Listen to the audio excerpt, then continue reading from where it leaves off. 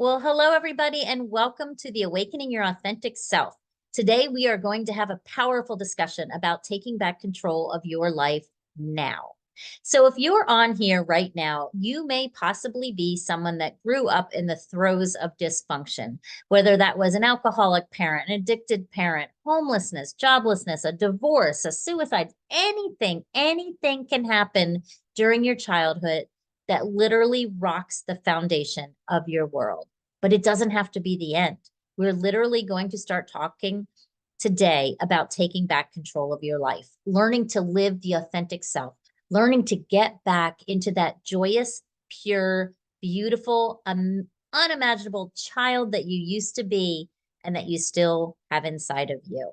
So, for those of you that don't know me, my name is Tammy Vincent. I'm a best-selling author, a writer, a speaker, as well as a life coach. And who I work with primarily are people that have gone through throes of ick and just want to start taking back control of their life.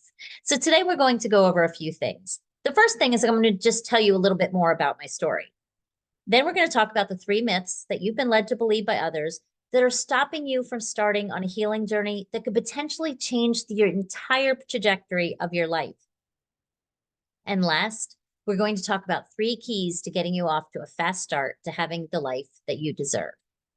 So, who am I? Why am I here? And why should you listen to me?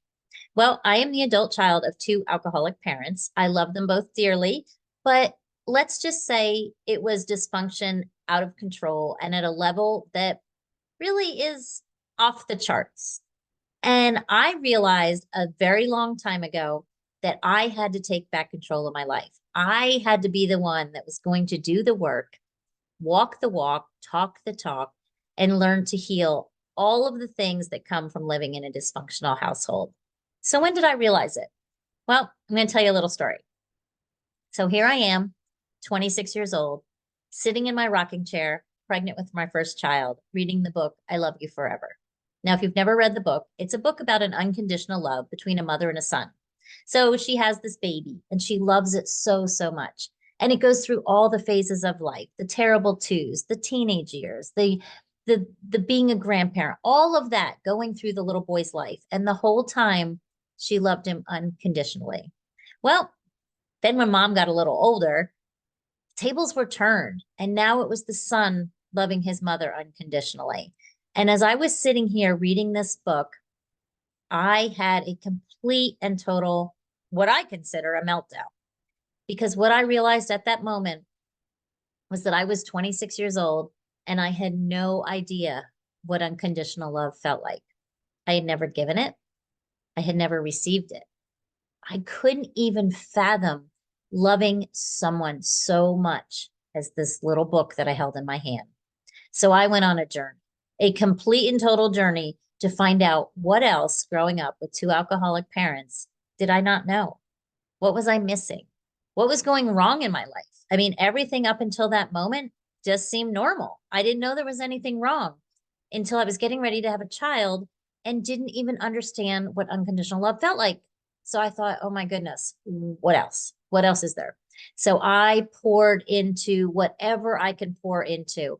I literally can remember going down to the Wayne County Public Library in North Carolina and reading everything I could get my hands on. Now, back then, that was back in the 90s, early 90s, there was no internet. There wasn't going and just Googling divorce and suicide and alcoholism and addiction and all these other things that I had questions about. There wasn't really references for me. So I can remember going down to the library, sitting on the floor, crossing my legs, and just sobbing and crying and reading and learning. Because what I realized at that moment was my life had changed. I wasn't a joyous young child. I wasn't a happy person. I didn't know what unconditional love was. I didn't understand how to have a relationship. I had never watched my parents hug or kiss or show any affection. I had gone through a lot of junk, but I knew there was hope. So I did the only logical thing. I went out and I bought a puppy. And I thought, what a testament, what a true test of a person's ability to love something unconditionally. I figured if I couldn't love a puppy, how could I possibly love a child? And when I held that little dog. His name was Fat Man, and I held him in my hand that night. He was an 8-week-old little Shih Tzu. My heart completely and totally melted. And I knew for the first time in 26 years that I was capable of love. And all I could think of was if I'm gonna love this baby, and I'm gonna love my children, and I'm gonna love my husband, and I'm gonna love all the people coming into my life that will come in and out of my life for the rest of it, I need to learn how to love myself. So I started on a journey. And the journey has taken me 30 years. I've gone through therapists, I've gone through hypnotherapy, I've done EMDR, I've had tapping, I've done yoga, I've meditated, I've done everything I could possibly think of to do to help me. And here I am today to share that with you. Now I feel like I can do anything. You see these pictures right here? That's my daughter and I at the top of a mountain we climbed.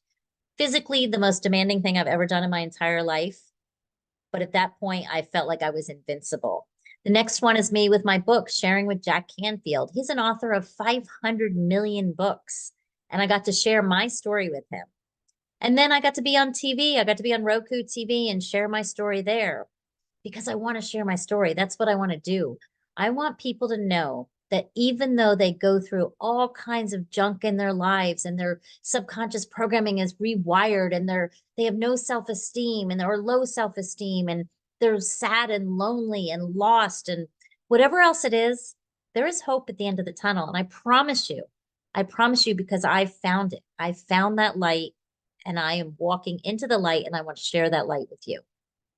Now, the last one I'm going to show you is kind of off the chart, but this is something I never thought I would do. That is me swimming with a shark. Yes, not in a cage, just out in the middle of the ocean, hanging on a wire, swimming with the sharks. So if you can do that, or I can do that, you can do absolutely anything you put your mind to it. You just kind of have to know where to go and have some guidance to get you started. So the first thing I'm going to go over is the 3 myths that you've been led to believe others that are causing you not to have a life of the emotional freedom that you so deserve. And what do I mean by this? This is what do people tell you? Because I'm sure you've heard some things. I'm sure people have said, hey, you're out of the house. It's over. It's done with. There's nothing you can do about it now. The past is the past.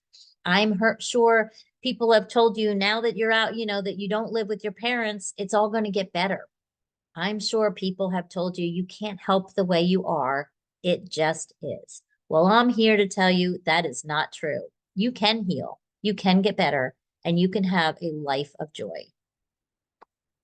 First thing I'm going to go over is myth number 1. That is, it's too late to address the problem of my childhood dysfunction. This is a lady, this is Mary M, but this is not actually Mary M, but my Mary M was someone that I met in Al-Anon years and years and years ago. And we talked all the time on the phone. We talked via email, we talked via text, whatever it was. We always kept in touch. And I'll never forget the day she told me, Tammy, I'm 74. And for the first time in my life, I feel like my life is mine. Thank you, Tammy. That was Mary. And she was absolutely amazing. So this lady is just a picture of a lady skydiving. But what it's really meaning to tell you is that it never is too late to let go of what happened to you, to change your thinking, to change your programming, to get your voice back and to get your life back. Never, never, never too late. I promise you that. The second thing is I can do this all on my own, as I always have. Well, kudos to you. If you're watching this, then you're a survivor, 100% a survivor. And I congratulate you because you've made it this far. But the key word here on this screen is I can do this all on my own, like I always have. I think one of the best quotes is from Henry Ford. He said, if you always do what you've always done, you always get what you've always gotten. And I love that saying because it's true. What you grew up in felt normal. It was all you knew. It was all you expected. So your expectations aren't very high. So if you're going to always do what you've always done, you're always going to get what you've always got. And that is a very valid statement. However, it doesn't have to be like this because when you say the word this, what does that mean to you? Are you doing what you love? Are you doing everything you want to do? I know I was a survivor. I made it this far. And for a long time, I was content just to know I survived. But then something deep inside of me kept digging. It kept telling me, There's more to this, Tammy. You can be truly happy. You can be truly joyous. You can live your authentic life. You can be who you want to be. You can have a voice. You can have opinions. You can have feelings. You can have emotions. You can have all of this. And I was so excited. So I decided I wasn't going to settle for this. I wanted more. The last myth is that therapy is the only option, and it is not for me. Now, when you hear the word therapy, what do you think of? You think of traditional talk therapy, probably. At least that's what I used to think of. And I could picture myself, just like in the movies, sitting on the couch, laying back, and them saying, "How do you feel about this?" Well, good news, my friends. We are in an age of information. There is so many other things out there that you can try besides the typical talk therapy. I used to say there's only 3 reasons people don't go to therapy. One of them is they don't have the money. One of them is they don't have the time. And the other is because they have too much pride. They are not going to walk into a therapist's office and spill their beans. Well, let me tell you, it's not the only way you have to do it or can do it. Now, don't get me wrong. There's nothing wrong with therapy. I went to many, many, many therapists, but I also did things like yoga and mindfulness and meditations and EMDR therapy and EFT tapping. There's so many different things. I worked with therapists. I worked with coaches. I worked with a bunch of different people, all that had a wealth of knowledge, all that had information that they could share with me, and all that was healing.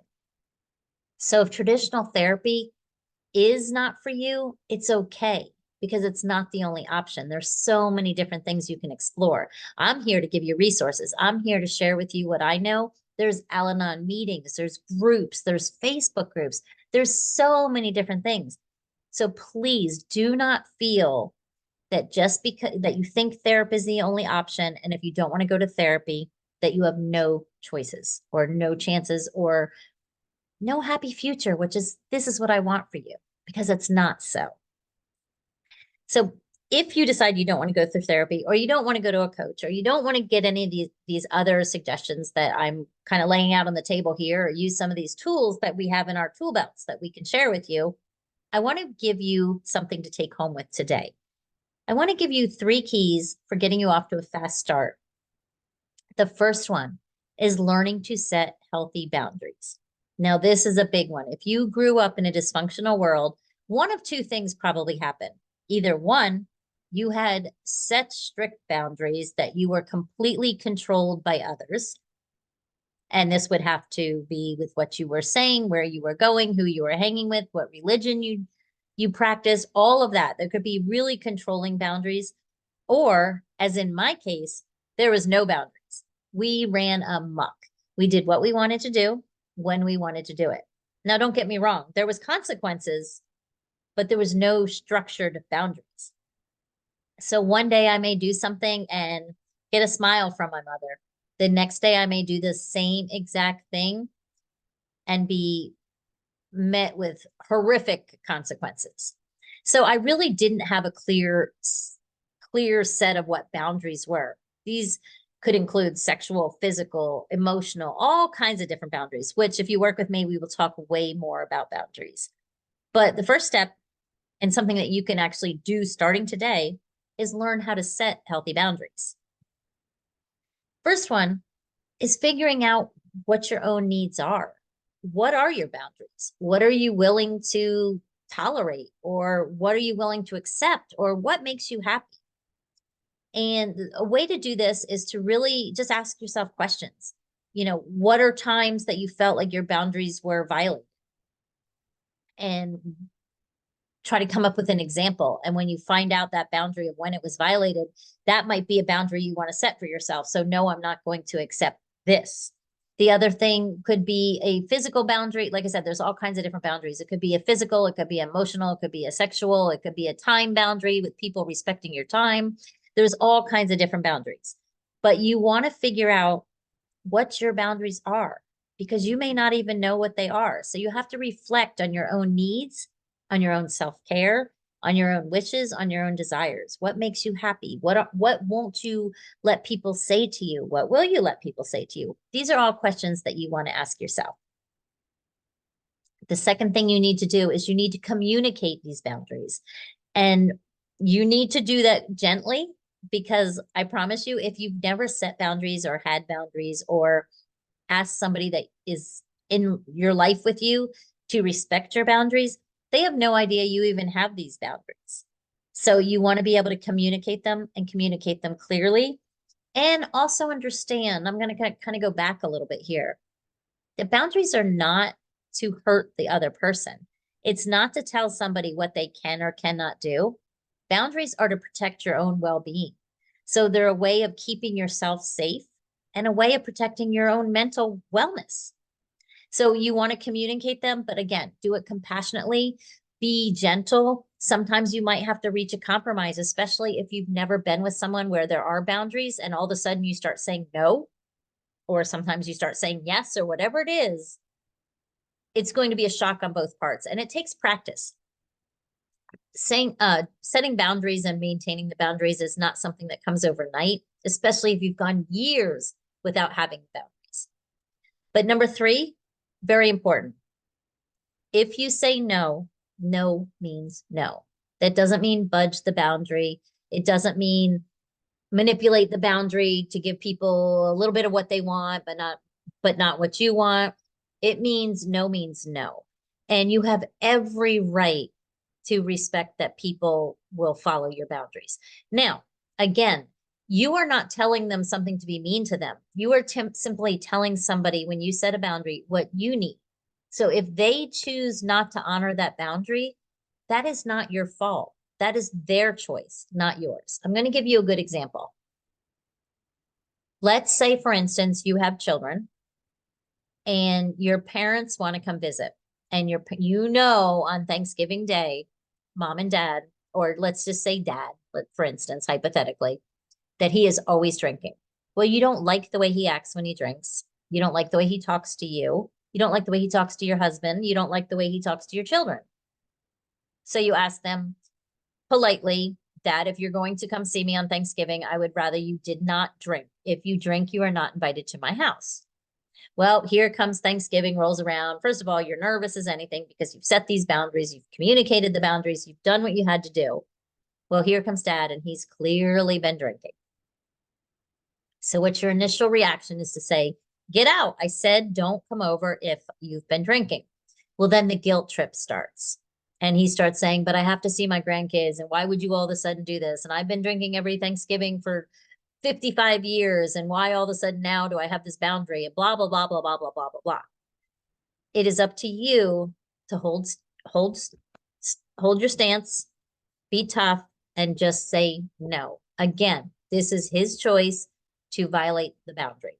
So you have to stick to them, and you have to detach and get away from the situation, or just nip the situation in the bud if that's what you have to do. But you have to do it. And I encourage you not to bend, because what happens if somebody bends? It's just like dealing with a small child, right?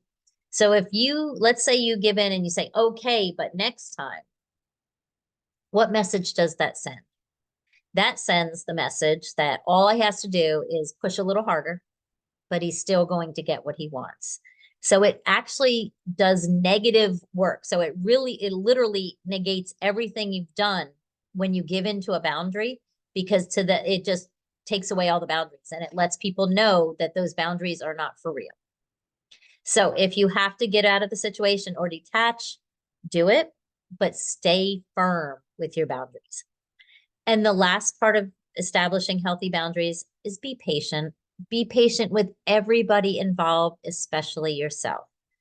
Like I said, these things don't come up overnight. You didn't go 25, 30, 40, 50 years without setting boundaries to all of a sudden have these clear-cut, easy to follow, easy to maintain, and easy to respect boundaries. So it does take time.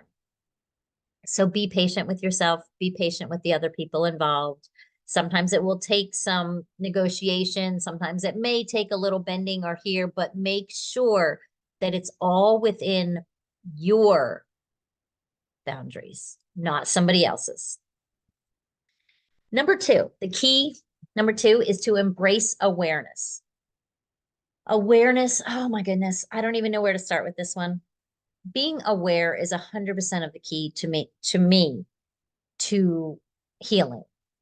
You have to be aware of everything around you, what you're feeling, what you're thinking, where it's coming from. Because until you become aware, you can't be curious about where it's coming from or how it developed or why it developed or what you can do to make it better.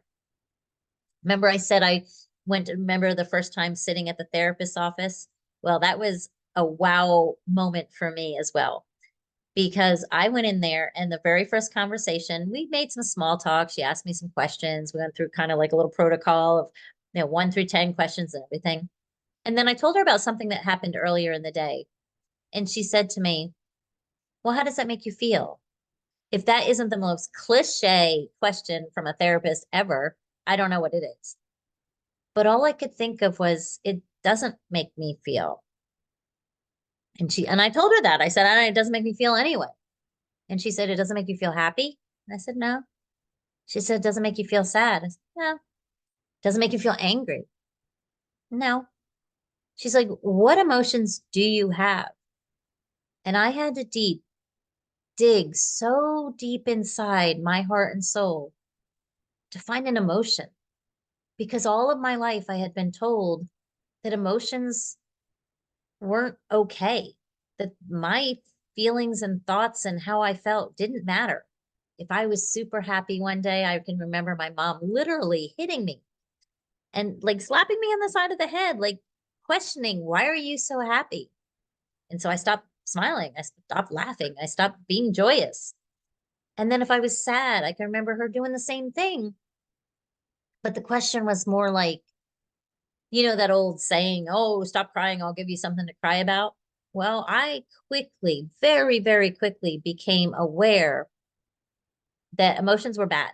They were not to be expressed. They were not to be talked about. They were not to be shown. There was negative consequences for all of that, whether I was too happy, too sad, too anything. I couldn't be. So I remember that day sitting in there, and all I could think of was, I don't even know how to feel. I don't know if any of you can resonate with that or if that makes sense, but I was literally numb. So I recommend, if you're kind of there at that point, is just starting to journal.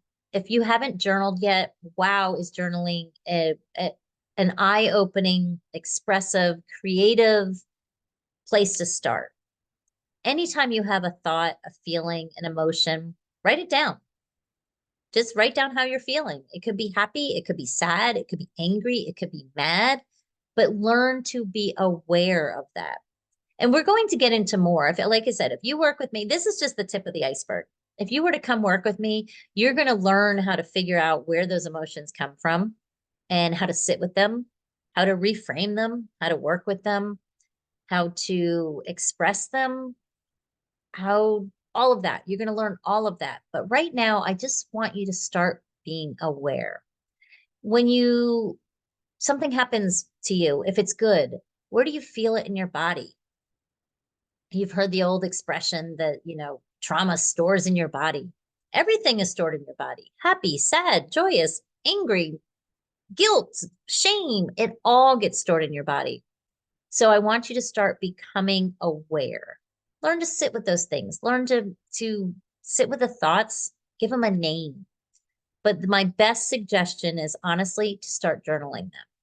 Because once you start becoming aware, again, you can start to be curious. You can start to ask yourself questions. You can start to be quizzical. You can start to unravel the layers and layers and layers of answers that I am sure you will find when you start on this journey. So anyway, that's my thing on awareness, and not just aware of where you feel it in your mind, but where you feel it in your body, because we'll go through some techniques on how to release some of those feelings as well. Now, number 3 is to set realistic expectations about your performance, i.e., stop perfectionism. Stop thinking it's a thing. Stop thinking it's real. Stop thinking it's necessary. It is so far from unrealistic to think we are perfect, and you just can't do it. So let's For those of you that are kind of listening to this and going, oh no, I get it. Everything has to be perfect. Is there any perfect? Have you ever seen anything perfect? No. So what happens when you set yourself up? When you set your standards so high that you can't reach them? What happens next? Is there any peace in that ever? Is there any fulfillment in that when you know that no matter how good it is, it'll never be good enough? Absolutely not. Why would there possibly be any peace in knowing that you can never do anything right? Right? I mean, where does that come from? So what I want you to do is when that little inner voice tells you you're bad at something, or that it's not a good enough, or that you didn't do it quite right. And we all know that inner voice, right? I'm going to close my eyes for a minute and I'm going to picture that inner voice. I want you to do the same thing. You got it? You got it at work where you spill something and you go, oh, you're so stupid, right? Anybody resonate with that? Anybody ever done that to themselves? Well, what I want you to do is I want you to put yourself in someone else's shoes.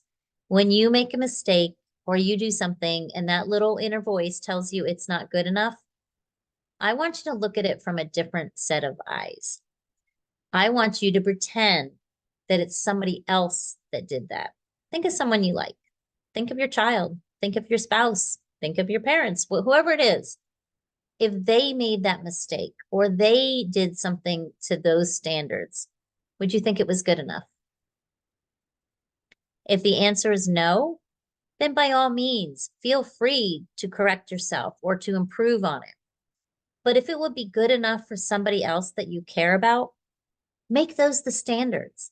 Stop setting the standards on yourself so much higher than you set for other people. I think the best advice I can give you in just getting started is really to treat yourself like your own best friend. Be that friend.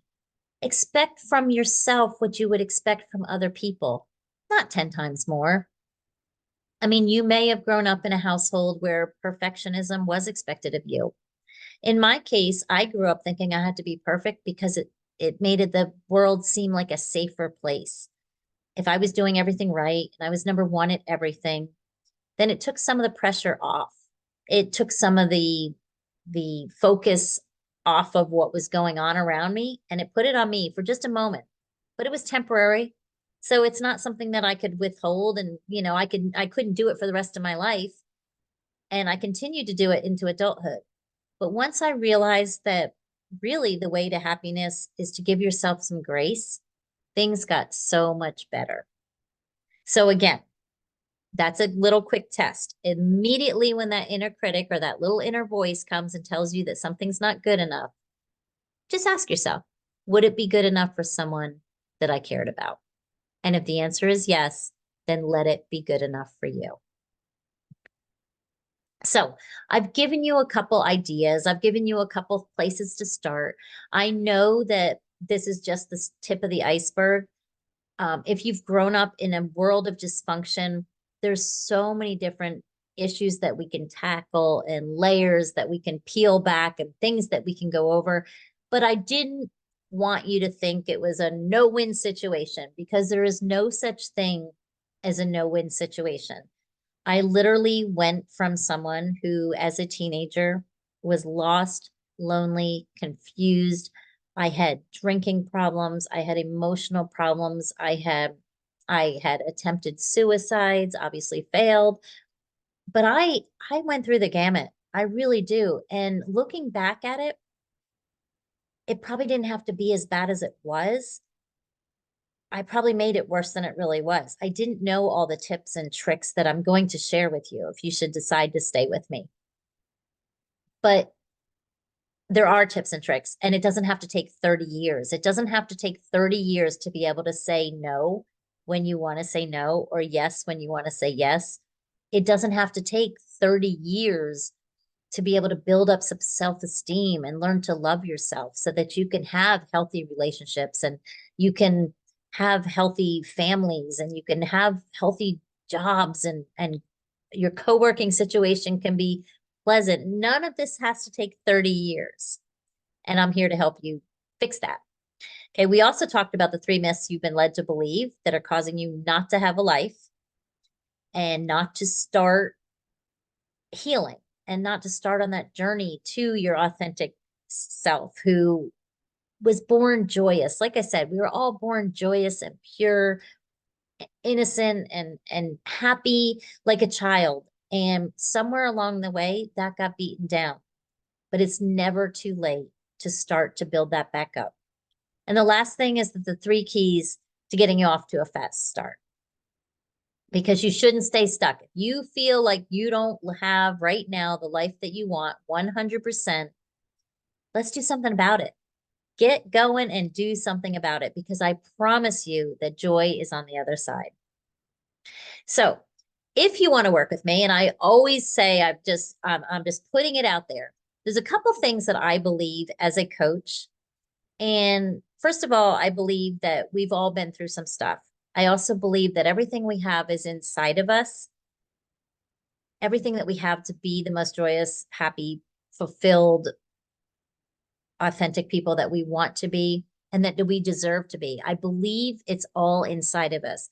We just need some practical tools to help us access it. So that is what I want to do. I want to get you from where you are today to where you want to be tomorrow. So if you don't mind, I hope I've earned the right, and I would love to ask you if I could share a couple programs with you. The second thing I want to tell you before we even get started here is I believe if you grew up in a world of dysfunction, things were crazy, things were chaotic, things were abusive, neglectful, you felt unloved, you felt unworthy, and all of this has followed you into your adulthood, I believe you've already paid the price. So I do not believe that healing should cost you everything. I do not, truly don't believe that. So I do have some programs that I would like to share with you that I like to think I make affordable to everybody. Okay, the first one is my class. It's called Trials to Triumph. It's an on-demand blueprint program. It comes in 8 modules. We talk about the impact of dysfunction, how to do boundaries, how to repair relationships, healing your inner child, challenging your subconscious programming, all about self-care and emotional well-being, talking about how to get back to your values and your beliefs and your authenticity. And then we talk about future healing, future growth, and just striving to always do better. That is an 8-module on-demand program. Like I said, it's got a retail value of $597. I do have some bonuses though. I want to throw in, if you decide to get the course, I do have a couple bonuses I want to throw in. One is an onboarding one-on-one coaching session with me. We can discuss anything you want. Some people like to come and just talk. Some people like to kind of see where they're at as far as what they've already gone through, modalities they've used, whatever it is.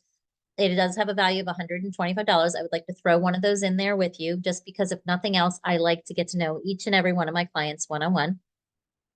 The second bonus is 2 weeks in a private group coaching program. Now, the group coaching program I do is the one that I was talking about, where I like to make it affordable to everybody. I offer 6 hours of coaching a week. You can jump in on any 3. We have special guest appearances. I give you daily motivation, encouragement. You have 24/7 access to me and the group. And I'd like to offer you that 2 weeks of that upfront for nothing, just so you can try it out. The next thing I want to give you is the support in the private Facebook group. You can jump in at any time, ask questions. There's going to be lessons, posts, interviews. I run through some of my podcasts through there. So you might have, if you want a private Reiki session, whatever it is, if you want a self-hypnosis person, I will get all of the guests that I can to come in there. You have support anytime you need it. And it's really a fun community that I'm getting going, and I absolutely love it. And that is the bonus number 3. If for some reason, again, if for some reason you cannot continue on, you do have a 14-day money back guarantee. I don't believe in taking any of your money if you're not getting value for it. So everything you have, you get the Trials to Triumph on-demand program, bonus number 1, the onboarding one-on-one session, 2 weeks group coaching, the 24/7 Facebook group, all for just $197. That is a value of about 85% off. And then what I would like to do is answer any questions. super excited to answer any questions that you have. I'm actually going to stop the recording now. I see that there's some people on here, so I want to stop the recording, and you will get a replay of the recording if you would like to watch it again. Other than that, I will be there to answer any questions.